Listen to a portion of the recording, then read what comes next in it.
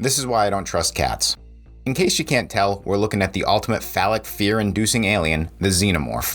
Released in 1979 and directed by Ridley Scott as his second film after The Duelist, Alien stars Sigourney Weaver, Tom Skerritt, John Hurt, Ian Holmes, Yaphet Kotto, Harry Dean Stanton, and Veronica Cartwright. Normally, I wouldn't name everyone, but let's be real, amazing performances all around. This film is known for many things, and aside from the alien, it gives us the first appearance of Ellen Ripley, the definition of a strong female character. Being only her third film role, Sigourney brought a no-nonsense gravity to the role. This would be further expanded, adding in a motherly side in Aliens, helping cement Ripley as a take-no-shit badass who supports and defends those she loves. In a day and age where writers create boring cookie-cutter female character leads, it's always refreshing to watch this masterpiece and remember fonder times. I couldn't talk about Alien without talking about Ripley, as she's as important to the franchise as the creature itself.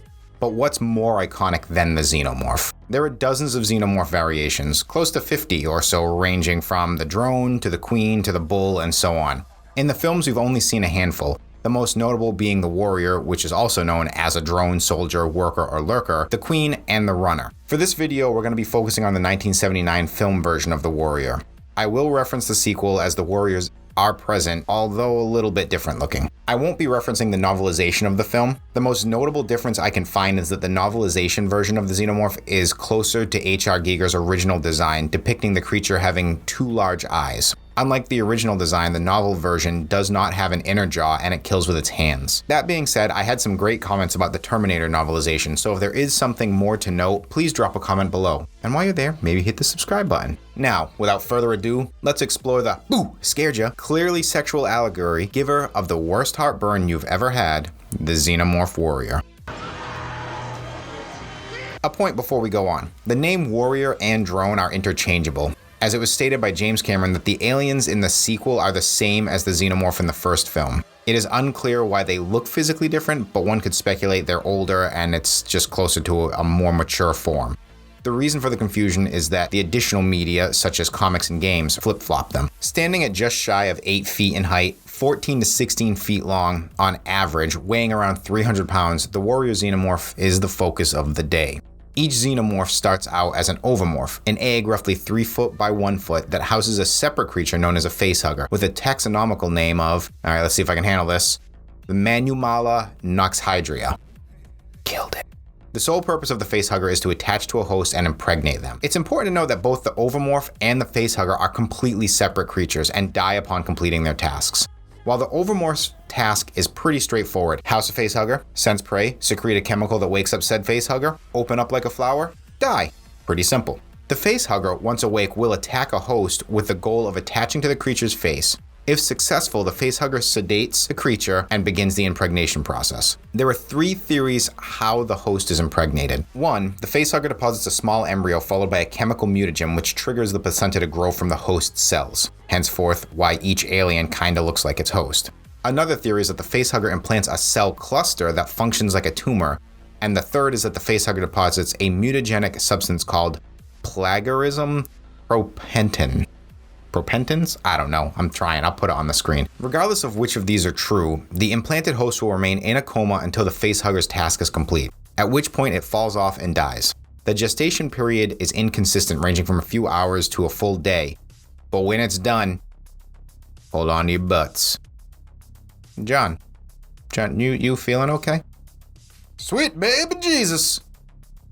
That, my friends, is a chestburster, a stage 2 xenomorph. After gestating, sometimes with symptoms such as chest pain or nausea, and sometimes without, the chestburster hammers through the host's chest, killing them almost instantly due to blood loss and organ trauma. The chestburster will hide till it grows, which happens pretty rapidly. Upon emergence, they are soft and in their most vulnerable state, but give them a little time and they become a full-fledged xenomorph. While hiding, the chestburster will consume almost anything to increase its mass. Once they're large enough, they shed their skin and form a silicon-based shell called a mesoskeleton. While they appear to be insectoid, the xenomorphs have both an exo and an endoskeleton. This mesoskeleton provides a high level of defense, making the creature resilient to physical damage. It can stop most small arms fire, but fire from armor-piercing ammunition slap it around like a little bitch. This skeleton also makes them give off little to no thermal signature. They can withstand extreme temperatures, including living in the vacuum of space. The runner alien even survives being submerged in molten lead. This is only for short periods, however. The skin also protects the creature from most forms of corrosive acids, including its own blood, but there are some acids that can harm it. This is based on extended universe stuff, so take that with a little grain of salt.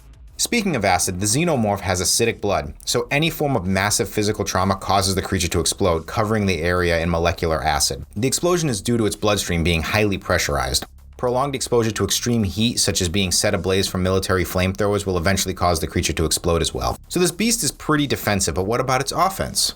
It's got 2 mouths, that way it can spit rhymes twice as fast, as well as spit acid. It's got claws, and it's got a tail built for straight stabbing. Stand back, I gotta practice my stabbing. Its body's pretty much a weapon.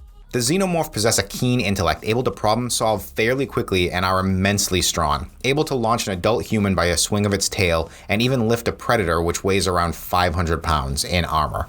When closing in on a victim, the Xenomorph drone and/or warrior will rely on its speed and agility to close the gap.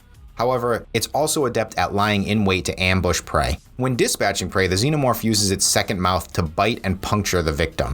The mouth can be launched forward with enough force to not only penetrate a human skull, but even punch through Predator's head armor. The drone seen in the first film kills all of its victims. However, in a deleted scene, Ripley comes across Dallas alive but cocooned, indicating that even without a queen, the drone's goal is to still gather hosts for the facehugger. This scene was dropped, but would lay the groundwork for our old boy James Cameron in the sequel. Most xenomorphs are bound to the queen's hive mind, but if only a single creature exists, they are capable of making independent decisions. It was smart enough to find and enter the escape pod to escape the detonation of the Nostromo. This implies that maybe the xenomorphs have some latent memories from its host, but this is never confirmed. The xenomorph, for all its defense, is still killable. They can be dispatched with armor-piercing rounds, prolonged exposure to heat, they can be crushed, impaled, and rapid shifts in body temperature can cause the mesoskeleton to weaken and crack, causing the creature to explode. Pretty much they can be killed by anything save for small arms and basic melee attacks. That was a mouthful. I feel I could have gone into more depth, but we can save that for when we go through the other casts of the Xenomorphs. For now, let's take a look at how this nasty little guy works on the tabletop. The Xenomorph Warrior. Medium monstrosity unaligned. Armor class 14, hit points 76, movement speed 40, climb speed 40, swim speed 30. 18 strength, 19 dex, 18 con, 15 int, 10 wisdom, 3 charisma. Saving throws dex and con. Damage resistance, cold and acid. Damage vulnerabilities, force. Condition immunities, poisoned. Senses, blind sight 120 feet, passive perception 10. Doesn't speak any language, it's a challenge rating 5. The Xenomorph Warrior traits are acid for blood. All xenomorphs have acid for blood. If a player or creature makes a melee attack, bludgeoning, piercing, or slashing against the xenomorph, and causes 15 or more damage, the attacker must make a Constitution saving throw, DC 15, or take 8 or 1d10 acid damage. If the attack is made with a weapon, the weapon on a failed save is damaged and becomes unusable. The next trait is Volatile Death. If the xenomorph is killed, all players in a 10-foot radius must make a dexterity saving throw of a DC 15 or take 25 or 3d10 acid damage. We have Nimble. The xenomorph halves all fall damage from above 100 feet. That also translates to they don't take fall damage below 100 feet. They have Spider Climb. The xenomorph can climb difficult surfaces, including upside down and vertical walls, without a skill check. They have Ambush Predator. They have advantage on stealth checks. And they have the Perfect Organism. They do not require air, which means they can stay submerged or live in strange places for any amount of time. They make a multi-attack of 2 claw attacks and 1 tail attack. They have 3 special attacks, Second Jaw, which does piercing damage. This attack rolls a critical on 18 or higher. If the target is grappled, the xenomorph has advantage on this attack. They have Charge. The xenomorph charges the target. On a successful attack, the target is grappled and must make a strength save, DC 16, to escape. And finally, we'll give them a little range love with Acid Spit. That's it. I'm not going into details about Acid Spit. This creature is just kind of plug and play. It's a little difficult at a challenge rating 5, but I think early on, if you're trying to really establish something fun in an area, maybe this is the creature that is haunting a town and your player characters come in. They have to solve this issue. It's a real fast, real dangerous, threatening creature. I don't know. I'm going to use it in my next game. Alien is a classic, a wonderful fusion of monster movie, sci-fi, and haunted house. The limitations on the special effects led to creative filmmaking, harsh lighting, and sparing shots of the creature.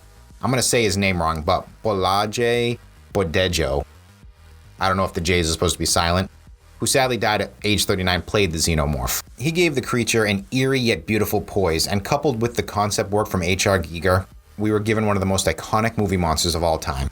You've all seen Alien, but tell me that this isn't one of those films that you can just rewatch endlessly and always enjoy. Anyway, that's all for now. Until next time.